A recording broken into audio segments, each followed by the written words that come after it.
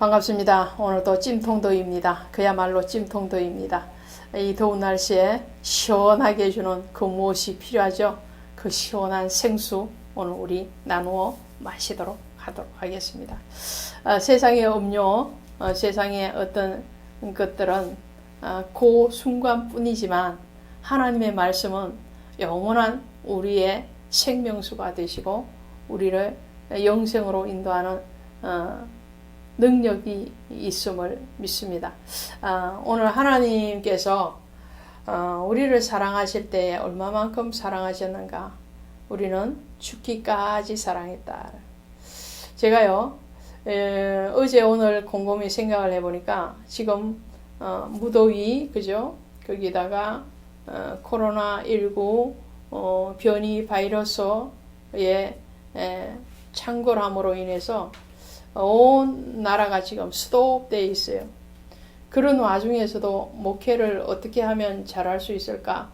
어떻게 하면 교회가 활기를 찾을 수 있을까? 여러분들의 목회의 모습을 머릿속에 떠올리고 그리고 눈으로 보니까 특징이 있더라고요. 부흥하고 멈추지 않는 성장하는 그런 교회와 목회의 사역이 일어나는 곳에는 특징이 있더라라는 거예요. 어떤 특징이죠? 하나의 특징은 열심히 발로 뛰고 있더라는 거예요. 지금 누가 뭐라 하든지 발로 열심히 여기저기 뛰어다니는 그런 목사님들 계시죠.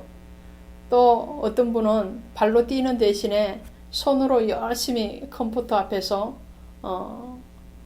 소통하고 그리고 컴퓨터 앞에서 뭔가를 미래를 위해서 준비하고 계시는 분들, 그런 분들이 살아있는 목회를 하시더라는 거예요. 그럼 저는 뭘까요? 저는 뭘까? 그것은 여러분이 판단해 주시기를 바랍니다. 오늘 14장 가는데요. 14장에 가면 13장과 연속입니다. 지금 11장부터 계속적으로 바세바의 사건의 여파가 오고 있는 거죠. 13장에서 압살롬이 이복 형인 암논을 죽였습니다. 그죠? 그리고는 도망을 갔죠. 외갓집으로 도망을 갔습니다. 14장에 가보니까 이 압살롬이 도망을 가서 지금 몇 년이 지났어요. 그러는 상황 가운데서 요압이 누군가요? 군대 장관이죠. 이 요압이 아주 왕의 마음을 잘 아는 거죠. 그래서 왕의 마음을 신기를 살피니까 왕이 지금 압살롬을 그리워하는 게 엿보여요. 다윗은요, 죽은 자에 대해서는 더 이상 미련을 갖지 않는 사람이 다윗이었죠. 바세바의 사이에 태어났던 그 아들이 죽었을 때도 더 이상 미련을 갖지 않았고요. 암논이 죽고 난 뒤에도 다윗은 죽은 아들에 대해서는 미련을 거두었습니다. 이런 의미에서는 다윗이 굉장히 결단이 빠른 사람이라고 할 수 있겠죠. 그런데 암논은 죽었지만 압살롬은 살아있다는 거죠. 그 살아있는 아들이 지금 궁궐을 떠나서 멀리 외갓집으로 도망가 있잖아요. 그술 왕 암미훌의 아들 달메게로 갔고 그술 지역으로 도망을 갔어요. 그 도망간 아들이 그리운 거예요. 대놓고 그립다 말은 못하겠고 그런데 요압이 그것을 눈치채요. 그리고는 왕을 마음을 잘 움직여서 압살롬을 다시 궁궐로 데리고 옵니다. 여기에서부터 이제 문제를 풀어가야 되는 거거든요. 자, 우리는 늦었다고 하는 그때가 가장 빠른 것이다. 우리의 죄, 우리의 허물, 그것이 깨달아졌다면 그때가 가장 빠른 것이다. 믿으십니까?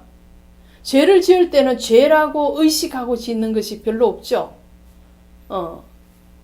또 의식하고 지었다 할지라도 이미 지은 것에 대해서는 어떻게 할 수가 없잖아요. 그렇다면 그 죄가 깨달아졌으면 이제 더 이상 진행하지 않는 것, 그리고 돌이키는 것, 회개하는 것, 이것이 중요하겠죠. 오늘 압살롬을 데리고 왔어요, 다윗이. 데리고 왔는데 거기에서 이제 압살롬의 이 엉얼어진 마음이잖아요. 압살롬이 얼마나 마음이 엉얼어져 있겠어요. 근데 그 마음을 아버지로서 풀어줘야 되는 거예요. 근데 거기에 대해서 다윗이 또 치명적인 실수를 하는 것을 보게 돼요. 자, 14장 23절에 가시면 이렇게 돼 있죠.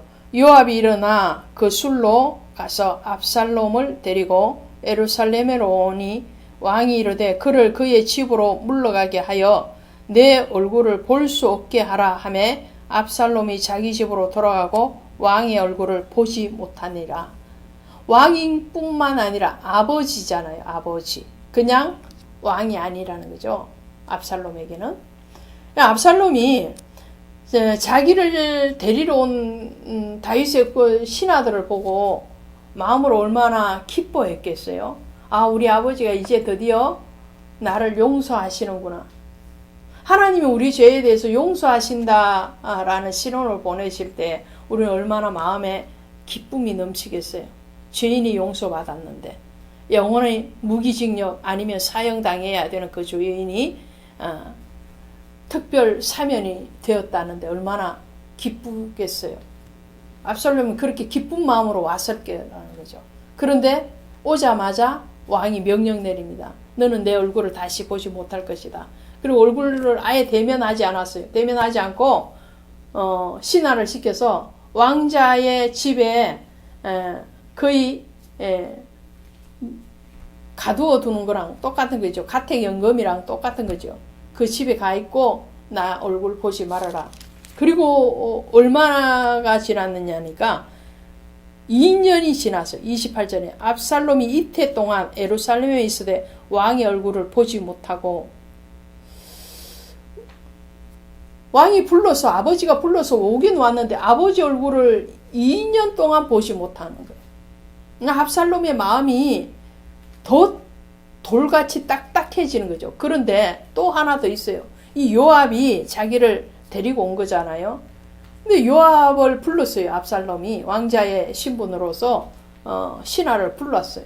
불러서 우리 아버지에게 나를 좀 잘 얘기해 줘서 우리 아버지 얼굴 좀 보게 해달라. 그렇게 부탁을 하려고 요압에게 사람을 보내서 불렀는데 이 신하가 있잖아요. 왕자의 명령을 들은 척도 안 했어요. 불러도 안 오는 거예요. 그러니 얼마나 괘씸하게 자기가 무시당하는 거예요. 아버지가 무시하니까 신하들도 무시하고 일반 백성들도 무시한다는 것이 딱 들어오니까 얼마나 상처가 안에서 소용돌이를 치겠어요. 다윗이 이 압살롬을 통 크게 화해하지 못합니다. 그리고 우여곡절 가운데서 이 요압의 곡식밭을 압살롬이 고의적으로 불태워버리죠. 그러니까 그것에 놀라서 요압이 막 쫓아와서 왜 내 밭을 불태웠느냐. 그때 압살롬이 나로 우리 아버지를 만나게 해달라. 오죽 다급하면 이 곡식밭에다가 불태워서 그 주인을 불러내겠어요. 압살롬이 간절한 마음. 어쩔 수 없이 다윗이 압살롬과 입을 맞추지만 진실된 입맞춤이 일어나질 못합니다. 또 압살롬이 그 아버지의 마음을 헤아리지 못하고 아버지는 자식의 마음을 헤아리지를 못합니다.